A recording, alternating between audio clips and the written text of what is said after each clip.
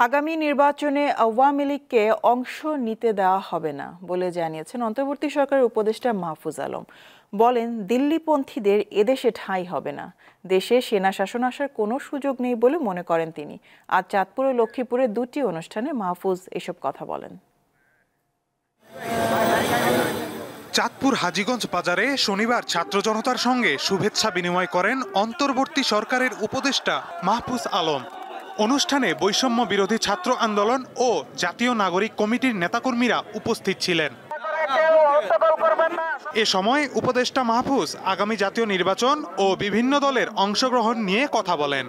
যারা বাংলাদেশপন্থী তাদের মধ্যকার নির্বাচন হবে, বাংলাদেশ বিরোধী আওয়ামী লীগ পেশিবাদীদের কোনোভাবে নির্বাচনে অংশগ্রহণ করতে দেওয়া হবে না। একই দিন লক্ষ্মীপুরের রামগঞ্জে এক নাগরিক সংবর্ধনায় অংশ নেন এই উপদেষ্টা। আমরা জনগণ ছাত্র জনতা রক্ত দিয়ে হাসিনাকে উৎখাত করেছি। তার বক্তব্যে রাষ্ট্র ক্ষমতা ও বাংলাদেশ নিয়ে দিল্লির ভূমিকা উঠে আসে। আমাদের কারো দাবেদারি করার আর দরকার নেই। আমরা হাসিনার দাবেদারি করার যেই প্রক্রিয়া সেটাকে নস্যাৎ করে দিয়ে নিজেদের রক্তের বিনিময়ে স্বাধীনতা এনেছি।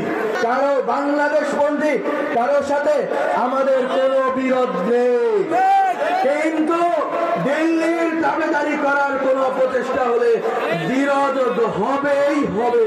তিনি জানান, দেশের স্বার্থে যারা কাজ করেন ওইসব ব্যক্তিদের নিয়ে তারা এগোতে চান। বাংলাদেশে সেনা শাসন আসার কোনো প্রেক্ষিত নেই।